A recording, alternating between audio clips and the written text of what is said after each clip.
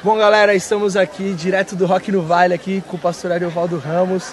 Uma bênção. Ontem à noite tive a oportunidade de ouvir ele falando um pouco sobre a expectativa da criação, o que a criação espera de nós. E eu quero que ele compartilhe um pouco aí com vocês também a respeito dessa palavra. Então, pastor, o que o senhor pode dizer pra gente a respeito de qual é a expectativa da criação em relação aos filhos de Deus? A criação espera que os filhos de Deus tomem partido pela sustentabilidade. Por quê? Porque os filhos de Deus já experimentam o poder da ressurreição. Então a gente já sabe qual é a intenção de Deus. A gente sabe que a intenção de Deus é salvar. Que a intenção de Deus é interferir na história e lutar contra todo o sofrimento, toda a degradação que é fruto da queda. Então, o que é que a criação espera? Que a gente intervenha, que a gente tome partido, que a gente diga isso não pode, isso está errado, isso aí tem de parar. Então eu gosto de dizer que cada árvore que cai, ela não pergunta onde é que Deus está, ela pergunta onde é que estão os filhos de Deus que não se mexem, onde é que estão os filhos de Deus que não intervêm, onde é que estão os filhos de Deus que não gritam ali isso é pecado, isso é contra o reino de Deus, é contra o reinado de Deus. E nós não vamos compartilhar com isso, nós não vamos permitir que esse negócio continue desse jeito. E isso é verdade para a criação, como nós a conhecemos, a fauna, a flora, e isso também é verdade para a sociedade.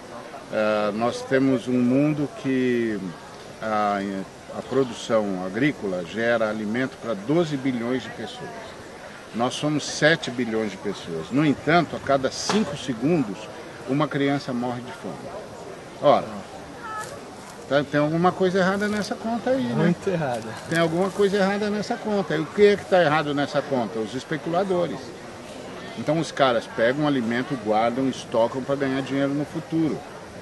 Entendeu? Com a bolsa de mercadorias futura. Enquanto isso, a cada 5 segundos a gente perde uma criança. Cada criança dessa que morre não pergunta onde é que Deus está. Pergunta onde é que estão os filhos de Deus. Que não tomam partido, que não denunciam, que não dizem, escuta, o que é? Vamos parar com essa bandalha aí. Nós não podemos ficar perdendo gente porque vocês querem ganhar dinheiro. Entendeu? E isso que eu estou falando não é um panfletário que disse. Quem disse isso foi um cara chamado Jean Ziegler, que era o cara da ONU especialista em alimentação. Entendeu? Ele que disse, ó gente, o pessoal está morrendo de fome por causa da especulação. Não é porque não tem comida. É porque a comida está represada para os caras ganharem dinheiro no futuro. Então quem é que vai parar isso? Os políticos vão parar isso? Não vão. Porque eles têm interesse, eles são pagos por esses caras. Quem é que vai parar isso? Os caras do reino de Deus. Os filhos de Deus. Os filhos de Deus estão sob o poder da ressurreição, eles têm força suficiente para isso. Para se reunir e dizer, ó, vamos parar com essa bandalha. Não sei quem é que começou esse negócio, mas a gente sabe quem é que vai parar esse negócio. Então isso que eu chamo de a criação aguarda com expectativa a revelação dos filhos de Deus, como disse o apóstolo Paulo. Essa fala do apóstolo tem duas dimensões. Uma dimensão é a dimensão futura, com o novo céu e nova terra. Todo mundo, toda a criação espera um novo céu e nova terra. Mas tem a dimensão presente, porque a Bíblia diz que nós já somos as primícias do reinado de Deus aqui. E que nós estamos aqui, porque nós estamos aqui, o reino de Deus já está aqui. Então, a criação toda espera que o reino de Deus, que já está aqui, se manifeste. Entendeu?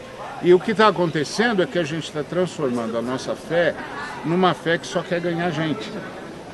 E, na verdade, a nossa fé não é a fé que quer ganhar gente, é a fé que quer apresentar Cristo. Entendeu? Porque ganhar gente para Deus é departamento do Espírito Santo. O Espírito Santo é que convence do pecado, da justiça e do juízo. Eu não convenço. O que eu faço? Eu apresento Cristo, eu apresento os valores do reino e eu digo, ó, isso aí tem de parar. Como vocês vão fazer para parar? Já é com vocês são criativos, vocês se viram. Agora, nós não vamos deixar passar. Então esperava-se que os caras do reino fizessem piquete, fosse para frente das madeireiras, fosse para tudo quanto é lugar, dizendo, ó, é pecado, está errado, etc. Então, na minha perspectiva, é assim, todas essas coisas nascem de tipo Greenpeace, etc., que eu sou associado, por exemplo, nasce porque a gente se omitiu. Por exemplo, os caras que fundaram o Greenpeace, Eles fundaram depois de uma aula que eles tiveram de geografia em Oxford. E o cara que deu a aula em geografia em Oxford, para eles, é um cara chamado James Houston. O James Houston é, na minha opinião, o maior de todos os cristãos da metade do século XX. É o cara que criou o Regent College, que gerou a teologia da espiritualidade. E ele era dono da cátedra de geografia em Oxford. E aí ele foi dar aula e deu a aula de geografia sob a perspectiva do reino de Deus.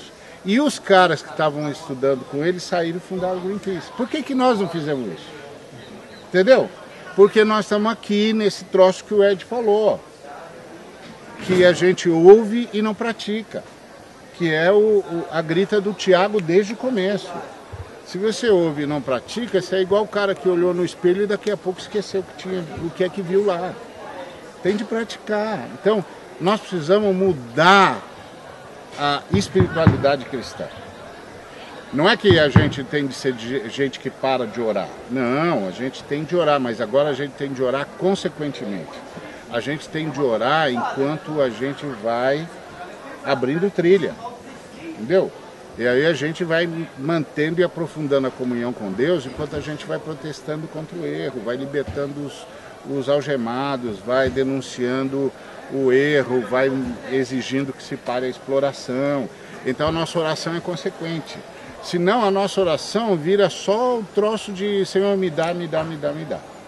Esses dias eu estava falando com o pessoal e os caras estavam falando assim, Deus ouve a nossa oração? Eu disse, Deus ouve a nossa oração, nós é que não ouvimos a oração de Deus.